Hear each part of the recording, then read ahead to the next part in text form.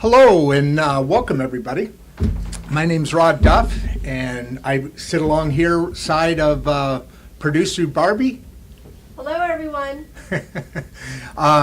We are very excited, not just because today's Friday, but we are very excited because we are starting to get some real interest of what we're talking about, and the bottom line is, tell you what, Barbie, why don't you say what what we're all about here? What is your 5 words, loud? Insights and straight talk. Meaning About the direction of our political world, our whole government, world, our whole world, society, Mm-hmm. We as people, how we have evolved and where we're going and what's going on in the world. Yes. And the changes that are taking place. Yes, absolutely. This broadcast, this podcast is. Why'd you shake your head? Because you put me on the spot like that. Well, that usually ends up being some good fun talk. This podcast is, as you were just saying, is about the middle class. It's about how to make the middle class of America, and then by extension the world, how to make that a much more equitable position to be, and that happens. Just go ahead. Are we out of focus, by the way? No, we're not. We're just go. Okay, and that happens because we have the ability. If we group together, if we band together for a single cause, meaning the bettering of the great middle class of the United States, if 80% of the people, because let's face it, most people are in the middle, and most people have the same common issues year after year, day after day. I mean, big issues. Daisy! Go. Don't let her go in. Lay down. Are you yawning? So our great middle class, and by extension the world, needs to look at politics differently, needs to look at how we approach our decisions. And yeah, that's extra work. It is. But the thing is getting in that frame of mind to address your political decisions differently has the ability to create a utopian environment. And we owe that to our founding fathers, and we owe it to them to do something about it. We have further and further and further been losing our freedoms, as well as our ability to control our environment around us. Wow, it just got shaky voiced. These are the things that... Can I insert something here?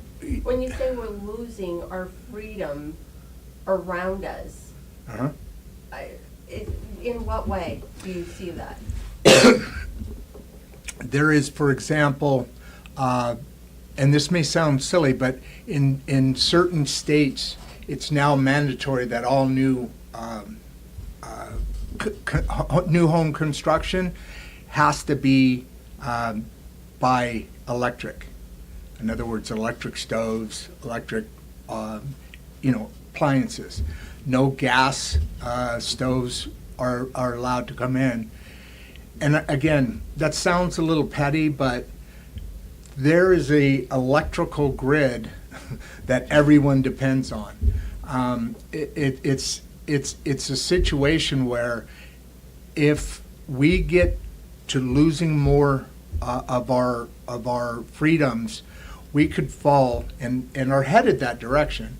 into socialism or communism.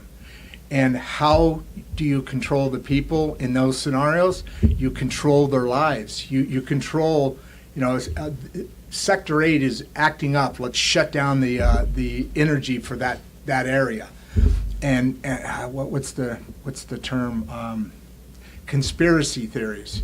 That sounds to me like a conspiracy theory, but if you look back, most of the conspiracy theories you've heard lately, all are true. My concern is that we don't see yet what we don't know. And we don't know enough about the politicians that are running for office in a way that all we do now is vote for Republican or vote for a Democrat. Independents to some degree change, but most of them lean conservative, I believe. And slowly but surely, we're losing our ability to buy the kind of cars we want, to live in housing that we want, to be able to grow the equity in one's own life is being brought down by regulation, by taxation. Well, yeah, taxation comes out of and that's the thing. How did this country start? What was the tipping point that Americans no longer wanted to be with England? I don't know. It's the taxation without representation. That was the Boston Tea Party. That was and the reason they did that was because there was no representation. The king was just throwing taxes, kept raising taxes. The more they did, the people could never get ahead. So that was why we created America. It seems like that's current in today's world. That's a current situation, right? I mean, we're getting taxed left and right, and really we don't have any representation because the people that we have in there to give us representation are more interested in fulfilling their Democratic as a party or the Republican as a party, want to build those platforms and not build the people of the Middle America, the people that they're responsible for, the people that have hired them, have voted them in to do their bidding, and they don't at all. No issue is ever resolved, and that works to their benefit.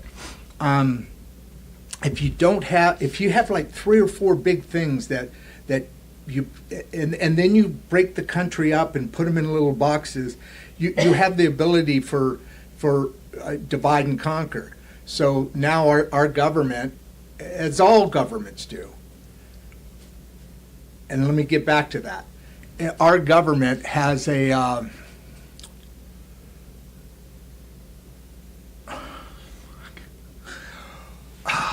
pause. No, it's okay. No, I know. Our government has a way of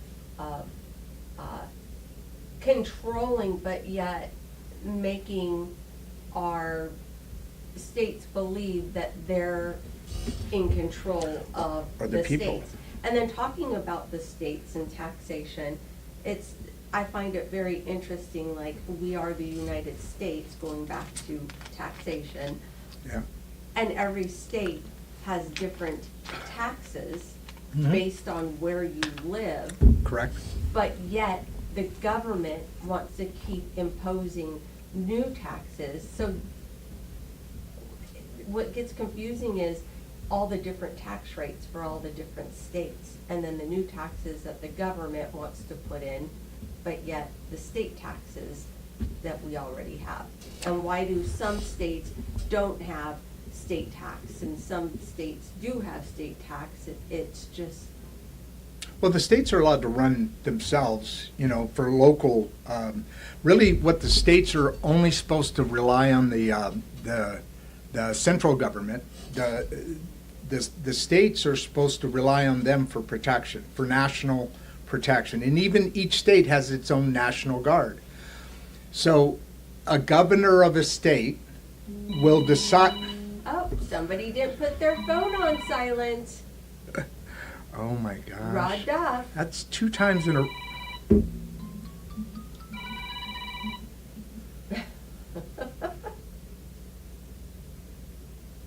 Dang it, sorry. So the states are really only dependent upon the central government for national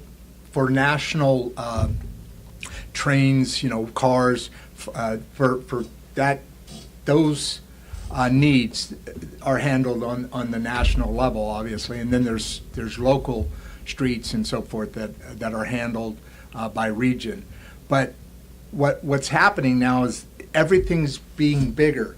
Everything's being bigger. So now people that are we've elected to go in there to take care of our bidding now have all these other priorities that are tied in with the national government, the Fed. Yeah. And like you said, we have taxes, we have federal taxes, we have sales tax, tax on gas. I mean, on and on and on. Tax. Food. I mean, yeah, sales tax, same thing. We have so much money that is tied up in the government's budget that it holds an entire country back. I believe that if we have a dedication to honoring the documents that the founding fathers created, the Bill of Rights, the Constitution, and more, we need to come together and decide how our government's going to be run. Not have them decide how they're going to run our government and govern us. We need to be able to decide that. That's what the founding fathers created. The founding fathers knew that an interested and happy people are more productive. They're more able to create and develop new things. So when I say utopia or utopian, we all know what that image is. But honestly, if we had the money that our government officials are spending, if we forced that to spend how it benefits us more than it benefits them, we would be able to have longer lives. We'd have bigger, we'd have better quality of life. We would have better roads. We would have better school systems. We would have people that are living in happiness and joy, and going to work every day looking to develop something new.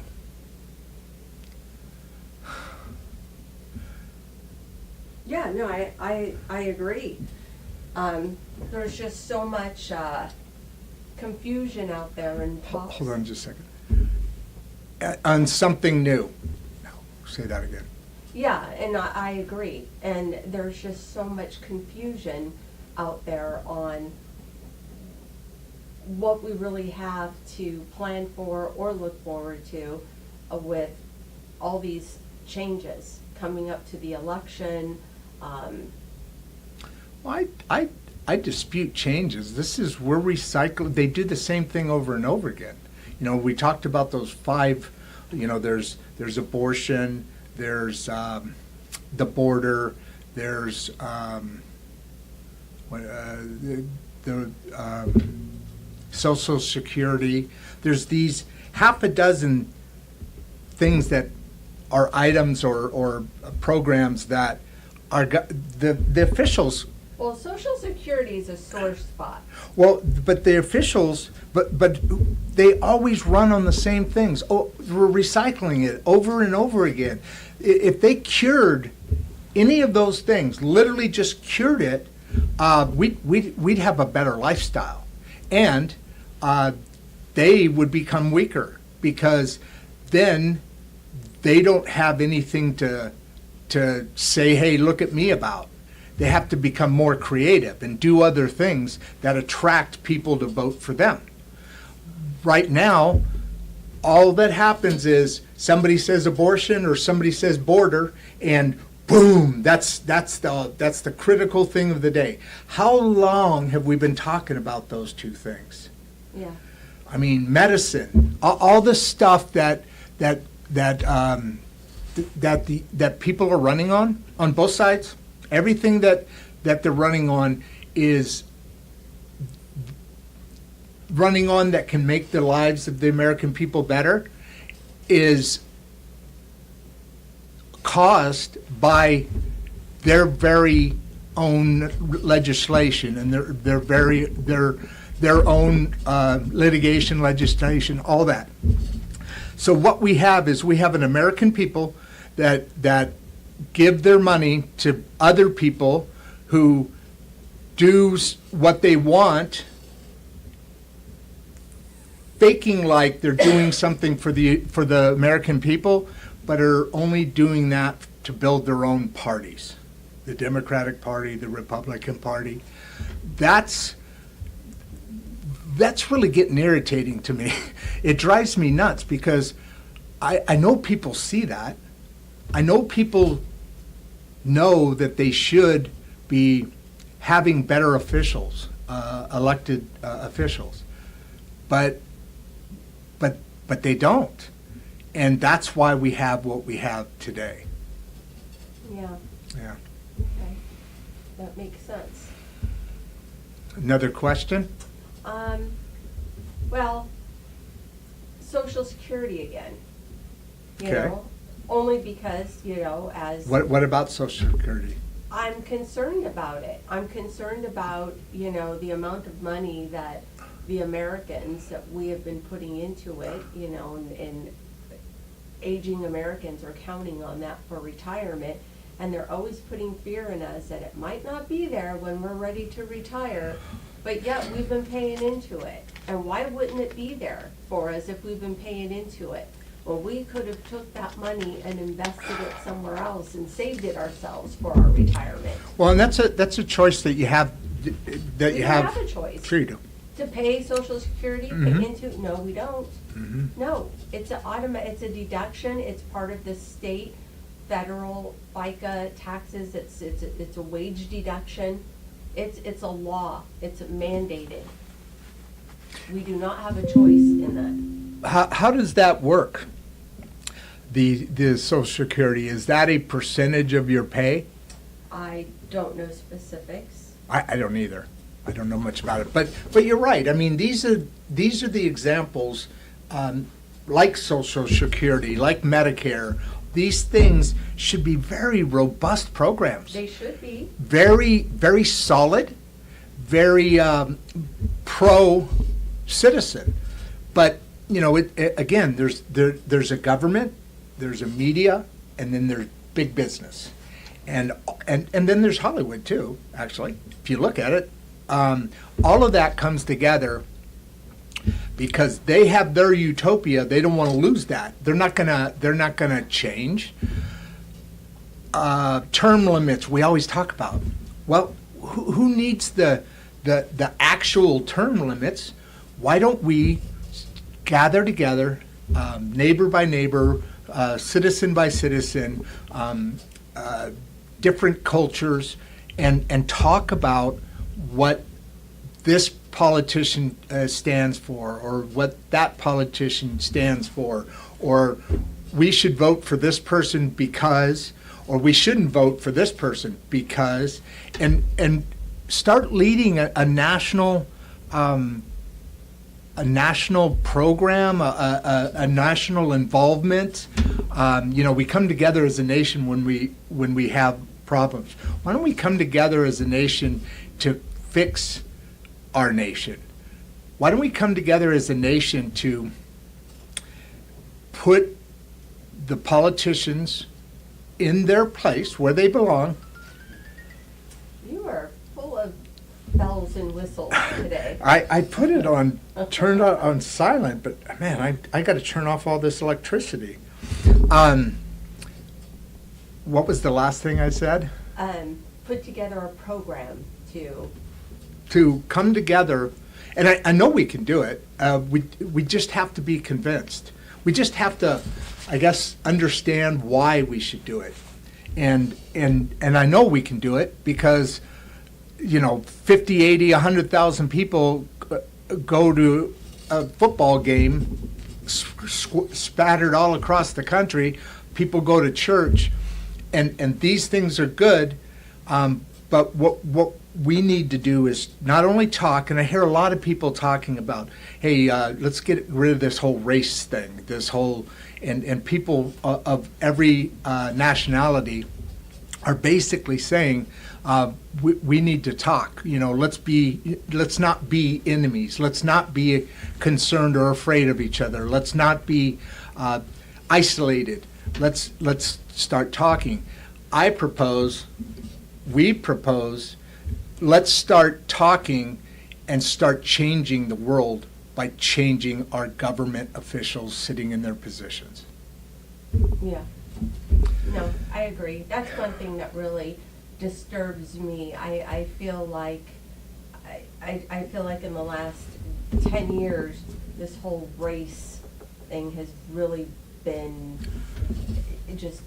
Race relations were actually a lot better. Were very, very, very good back in the 30s and 40s. There was no, and then of course everything came out in the 50s and 60s and all of that. And what happened was the political parties of the day used that to drive the entire populations apart, put a wedge between them, so that they could use this to go after this person, to not talk to this person. Our government literally created by their words, by their actions, by their deeds, created. We always wondered it was how you grew up.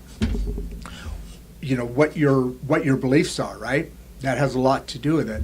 But also, if you have an authority figure like the government that is telling you about dangers of this and dangers of that, and have that repeated over and over and over and over again, you have the tendency to react from your heart, not your head. And so a lot of things started happening to break the races apart, because that way the government can control and tax them much easier. Yeah, it's terrible. It really is. Yeah. Well, you good? I'm good. I'm good. Are you good? Yeah, because I'm just going to start repeating things over and over again now. All right, everyone. This is a wrap. Have a wonderful weekend. Nice big bow, wrap on it. Hey, from me and Barbie, we want to say have a great weekend.